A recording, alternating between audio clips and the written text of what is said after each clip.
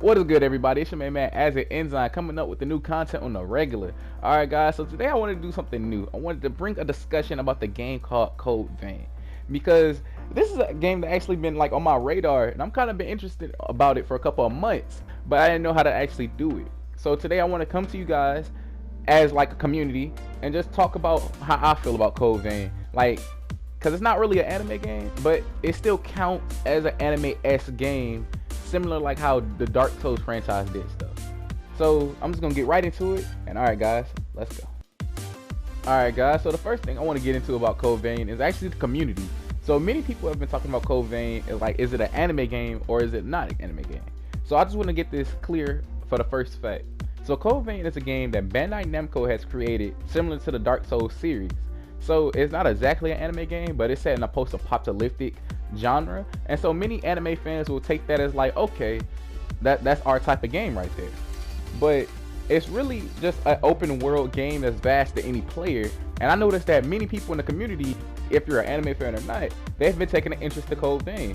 Like, I talked to my friends at school, and people who are not even anime fan, it's like, hey, I saw a trailer of that, it actually seemed pretty cool. And then other people, they're like, hey, I can't wait for like this new anime game to come out. But really, Code Vein in its entirety is just something that anybody can pick up and enjoy if you want a challenge.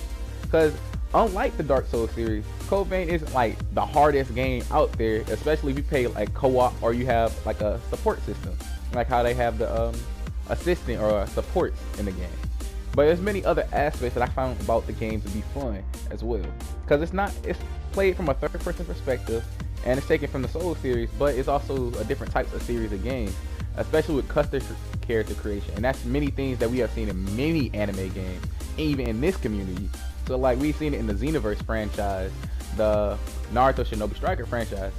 We have seen this like aspect in so many anime games that it kind of brings the mind focus that, oh, okay, should I get this anime game because it's good, bad, or is it because something that the community's talking about? Because most of the time when we hear anime games, we as anime fans are hyped, but we're also skeptical at the same time.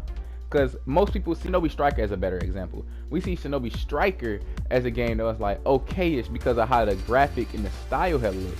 And this is what I see from Code Vein. Code Vein has a very distinctive style, and it's dramatic that many people can get drawn into the world like.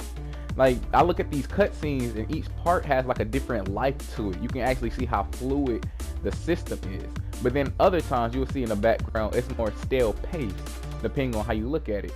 And so from a community response, I say this is a game that any normal person who just wants a challenge can pick up, and any veteran of the anime community can pick up as well. But that's also get to my next topic that I want to discuss next. Next thing I want to discuss, guys, is actually the open world mechanics. Because many people see the open world and some people wonder, is it basically based on the story or is it based on the character that you make? How can you make it more fun? And so this is a good take that Half Code Vein has, because you can do it in one or two ways. They have the dungeon crawl mechanic, where basically like you go in the dungeons, you level up, basic MMORPG stuff. That's why you have teammates or assists or any type of assisted character that you have. But the open world of Code Vein is more taken in the story aspect as well, depending on how you want to view it. Because Code Vein is basically about a secret society known as Veins that has risen from the ashes. And it's an organization mainly ran by remnants, immortal creatures who were once human that take on the properties of vampires. And so open world mechanic is mainly vast as just testing your skills and also to see how you like the story as well. If you are a person who don't really like story, but you just like the whole mechanic of like going into MMO and the whole Dark Souls feel, because there was people who played Dark Souls and they didn't really care about the story. They just wanted to fight creatures to actually give them a sense of challenge, a pride sense, no doubt. Because there's many people who tried to play Dark Souls and they just watch the story on like YouTube and stuff like that. But this is what I had wanted to take from it and see that you can take Code Vein in any way how you want. Character creation is so basically you are an essential part of the story, and I see that's what they wanted the story to be about and how it makes you feel. Like, since you are the main focus, you are the person who leads the story, so go at your own pace. Pacing in video games matters based on the player. So if the player want to just take time and just go around just taking down enemies and get as strong as possible, that's a good part, because they also have something called the Den of Darkness, and then other parts of the dungeons that you can just go and keep getting better gear and level up more. And then there's other parts where the story is essential to how you get new abilities. Like after you defeat Oliver and he transforms, you get his blood code, and you keep upgrading your character into different ways, and you get inherited gifts from that. And so that's also one way that somebody can just learn and play the game, just to see if they have a sense of story. But it also gives you more of appeal if you just have a sense of action. If you just want to get stuff done, there's multiple ways to just play the game in one set. So that's one thing I had wanted to talk about. And now I will go into my last thing I wanted to talk about Code Vein. Alright guys, so the last thing I wanted to discuss before I wrap this video to a close is that is Code Vein too easy as a game? And some people have came up and they have stated that Code Vein is kind of too easy compared to the Dark Souls series, and then others has also stated that this game is still not as hard, but it still gives you a certain level of challenge. And I would like to say it's both actually.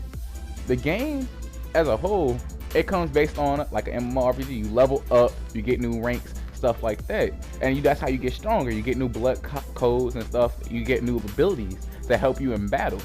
But at the same time, if you have like a certain assist feature, like if you have like a support, like the stranger that's on the left screen of the side, it does make the game seem somewhat easy, but it doesn't give away that the enemies in this game are really strong and you have to learn some of their fighting styles.